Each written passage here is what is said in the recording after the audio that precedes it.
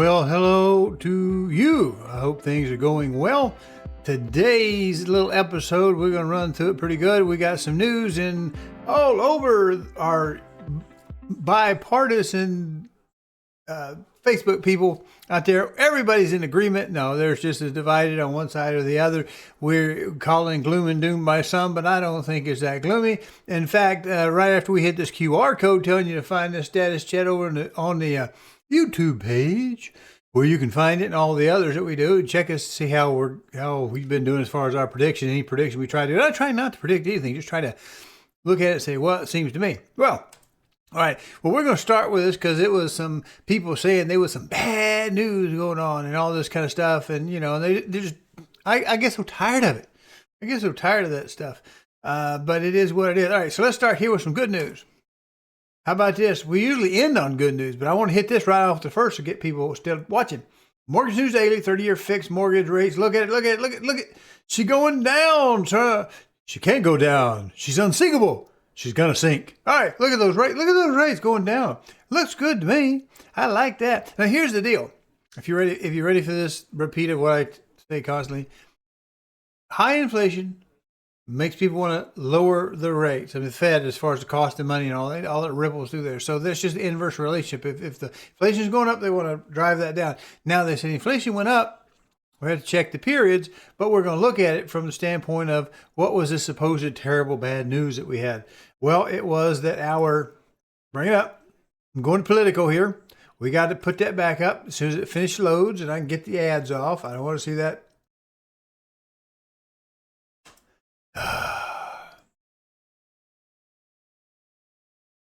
There we go. Not reprinted correctly. Okay, here we go. Politico. Who trusts Politico anyway? The Democrat shutdown cost the USA at least 2 points in GDP, President Donald Trump says, with that even Vucci AP. All right. Sam Sutton did this one, 220. That's today, 26. You can hit him on the Facebook, whatever link to the story, whatever X, on the X machine. And it just says that Trump says that the Schumer shutdown that we hit did in fact hurt the economy, as we expect it would be. Now just imagine, there's some people significantly better human beings than I am, because I don't like people playing political games with my future. I don't like getting behind in my mortgage if I can help it, and I don't want to get behind in my debt. And remember, we had the trouble with the flights and stuff around Christmas and holidays, and they just didn't care. It's leverage, they said. Leverage. Well, it hurt a lot of people, and it hurt the GDP. So I'm not really overly concerned that it was down a little bit. But when we go back and look at inflation, I don't think inflation is off track. I had a friend of mine today also complain about, well, he thought the data wasn't very accurate. Well, when I go back and look on trend, it looks about right.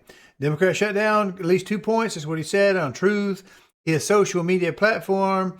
That's why they're looking. That's why they are doing it in mini form. Again, no shutdowns. Also, the lower interest rates. Too late. Powell is the worst. Well, I don't think he and Powell get along, and I know Powell doesn't like him. So I think it's probably fair chompings right there for each of them to kind of go at one another. Now, we got something else. So we're going to look at BLS because I heard some complaints about the inflation. Let's see what we've got. I'm going to get this set. Well, let me show you the top of the page before I pull it down. Well, there's top of the page, so you can see it's coming from the BLS. Pull this down. Latest numbers. Oh, it came in higher, but look at it, 0.4. That's not too bad. I would prefer, that's non-seasonally adjusted, by the way. Seasonally adjusted is only at 0.2.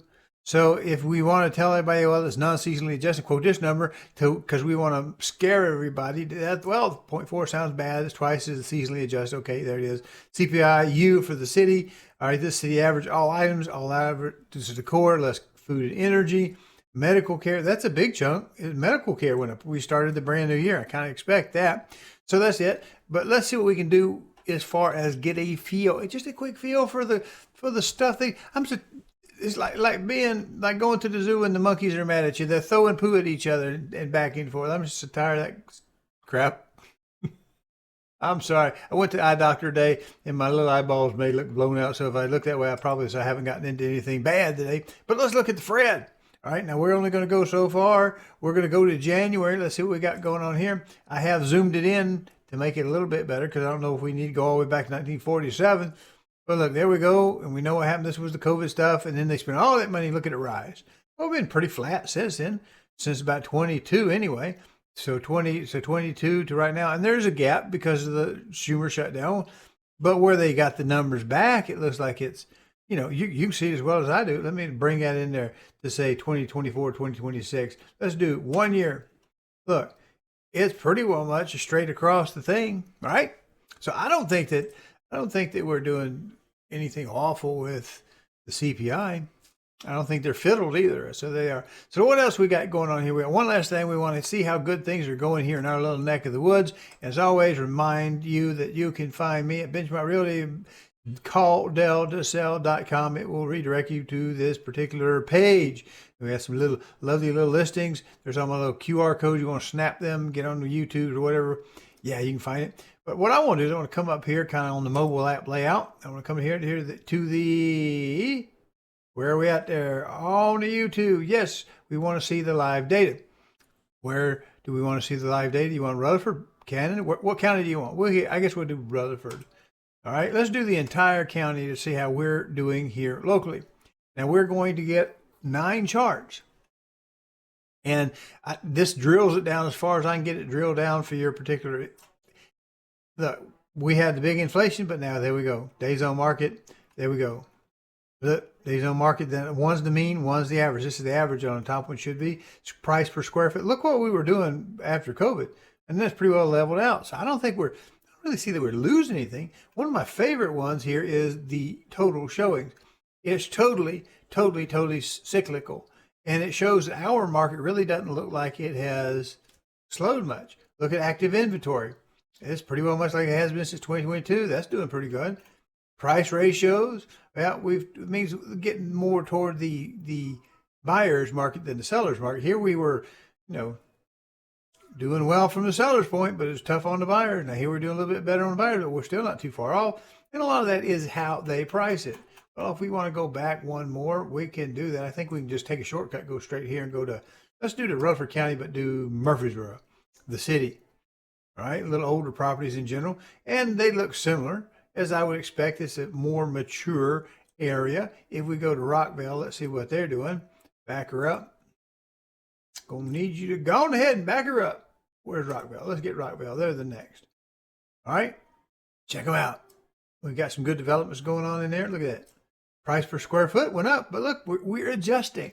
So you can choose to be negative if you want to because of who you want. I don't care. I just would like to see people get in the house so they can be ready to get that hay fever when they're mowing that grass come about April-ish. It starts to get green and mine's still kind of ugly, but there we go. Now, what else we got to do before we hit our numbers? Well, of course, we want to always remind you to hit the big subscribe button and hit that notification bell so that when we get these things posted, you'll know about them. And let's take a look at our numbers to see how over the entire MSA versus what I just showed you, a couple of three sets there in Rutherford County. So last week we were at 26,749. That was in the availables, and 39,69 were in the under contracts. That went up, and it did the ratio, the under contract ratio, what percentage are still showing but got a contract. Let's hit us this week. All right, we reversed a little bit, but look how little that is. That's only, two? There's only two contracts, 2 houses, 2 properties right there that's available, 2 less. That's not much of a down, but I have to put it there. 26,747, and of course we went up 40 to 06 under contract. We're getting more contracts coming. And the ratio is wrong there with my text. It's actually 16. I guess my dilated eye exam made me miss that one right there. But if I don't show you how human I am, how would you might think I'm perfect? And of course I am not. So let's roll out our end saying and get on out of here.